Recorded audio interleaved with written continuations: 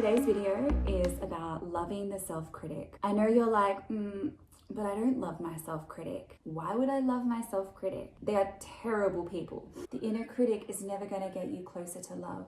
I truly do not believe that. Self-love, you can't criticize yourself into self-love.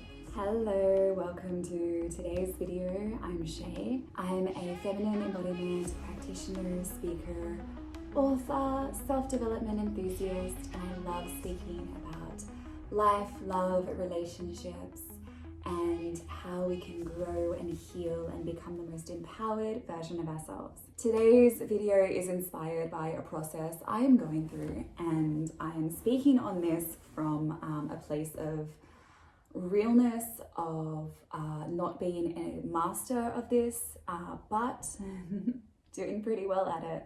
I'm in the practice of loving my self-critic, and it is transforming my experience powerfully. If you're like me, you may have the experience of learning, probably early on in life is how we mostly learn these patterns and woundings, learning that in order to be better and do better and appease others and maintain connection, that we had to criticize ourselves into that. Whether or not we had a critical parent or parents or someone else in our lives that was the voice of criticizing, we learned that, oh, they're doing that because I am not okay. I need to change in order to maintain the love that they're giving me. I need to be better. And the pathway to be better is to criticize, to say everything that is wrong and bad, to shame and guilt ourselves into change. The issue with this is it doesn't work. And we take on this role. So that voice becomes ours in our head. We become that self-critic. And when we start on this journey of self-development and we start to realize, when we go into self-love practices, oh, I need to silence my inner critic then. I need to silence it. That is already an indication that you're almost like you're using your inner critic to try to out-critic itself. So in some ways, you're trying to silence yourself into love. Now, my inner critic was built on an inner critic I heard of a caregiver when I was growing up. And this caregiver told me to be quiet and to shut up, to silence me, to silence my emotions, to silence moments where I was really struggling with processing trauma as a child. And so it would come out in bursts of emotion and I would be silenced. So trying to silence the inner critic, it's another way that we're using this inner critic against ourselves. And the pathway to more love and acceptance and beauty and joy and empowerment and knowing our worth and knowing our value isn't to silence ourselves. But Shay, I don't like this voice. I want it to be silent. Okay, of course you do. But it is trying to tell you something. And even though its way of telling you is not very nice, there's another way forward to listen to it and to let it dissolve. The most powerful compound we can use to dissolve the inner critic is love, the energy of love. Because the inner critic can't exist in a space that is filled up with love. It's no longer a critic. So these voices of saying, I'm not good enough, I did this bad, I should have done this more, why do I always do this? Oh, I'm so stupid, or what, like all of these terrible things that we can say to ourselves. It's all my fault, I should be more perfect, why aren't I like this? Why did I mess this up? Why are those coming up? Because we are trying to change and grow. That in itself is the most natural thing in life. Change and growth is one of the most natural things. We will change, we will move and evolve and grow. And so of course, we have a voice within us that's urging us to redirect, to realign. Maybe we did make a mistake, but criticizing ourselves for that mistake is not going to suddenly solve the issue. And a lot of the time as well, for me, my inner critic comes out when I've not shown up beautifully. And a lot of the time, if I have not shown up beautifully, it's likely because I'm not treating myself beautifully. I'm already criticizing myself, and then it comes out in negative or rather not helpful behaviors. And then I critique myself for these unhelpful behaviors.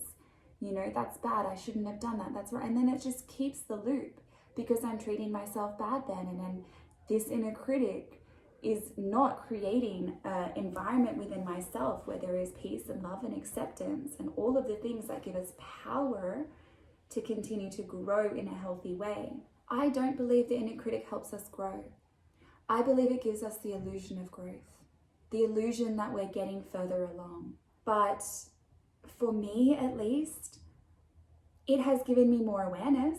It hasn't really helped me to heal deeper wounds. And the thing that is helping me right now in my life more than anything is to actually, truly love my inner critic, to give it the love that it actually needs.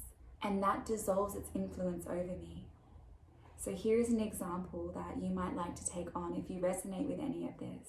If you hear yourself say, I shouldn't be doing that, I shouldn't be doing this, or I should be blah, blah, blah. Rather than trying to resist that thought, so that's the inner critic talking, rather than pushing back and going, no, inner critic, go away. You are not good, you are not okay. Another way we're criticizing ourselves, it's just criticizing a part of ourselves. Rather than doing that, we say, thank you, inner critic.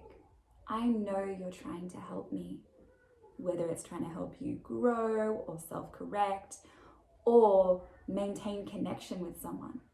Thank you, inner critic. I know you're trying to help me right now. And I love you for that. I have a different way. You can go and rest now. My inner critic, I have constructed for her a beautiful big bed. It's like a princess bed, a 4-poster bed, and it has gorgeous curtains surrounding it. Really soft, plushy blankets and pillows, so many pillows. And I have made her this bed, and when she comes up, I lovingly send her to bed. It is not, go to bed, you're not welcome here. It's like, thank you so much. You must be tired. Let's go to bed. I'm going to take you to bed. No, you get that. You get to go to bed. You get that. It may seem counterintuitive, but what you're doing is you're reprogramming yourself to respond to yourself with love. The inner critic is never going to get you closer to love. I truly do not believe that. Self-love, you can't criticize yourself into self-love. So not only can you work with the part of you that critiques yourself, right? Oh, I made a mistake. I'm just going to love myself for that. That's great. But if you made a mistake and you hear that critical voice come up, so you made a mistake and it says, oh, why did I always do that? I shouldn't do that.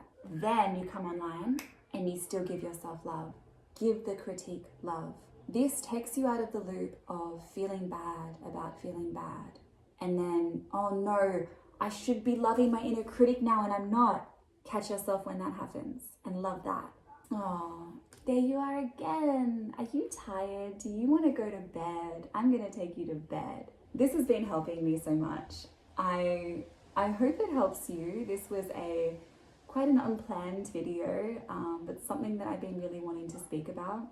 And it's something that I'm feeling really inspired about creating very soon, is a container for us to work on together, loving our inner critic and taking this journey to self-love in a really holistic way to set up a new way to relate to ourselves and affirm our worthiness and our value and our lovability. I will be announcing when this is available, this container. I see it as a closed group, probably 5 weeks. I will be announcing that on my Instagram. So if you're not following my Instagram, you can. The link is down below. And I also announce everything I'm doing in my She Grows group, which is a private membership where it's just for women though. So the inner critic will be for everybody, but the She Grows is a private platform for women, a community for you to come, join women's circles, connect with other beautiful women, and also take part in all of my online courses. They're all available for complete access if you're a member. If this video inspires you, brought up anything, you have a question, a comment, please share it in the comments. I love receiving comments, and now daily I'm receiving comments from my YouTube videos, which feels so beautiful and connected, because there's a different level of buy-in when you're investing in watching a YouTube video that is 10 minutes long compared to watching a 30-second reel on Instagram. And though I love my community on Instagram, I really feel the specialness of those who come and watch these videos and comment and share that it might have given them something helpful to work with and think about. That is my deep, deep, deep desire in having this channel. So I'll see you in the next one.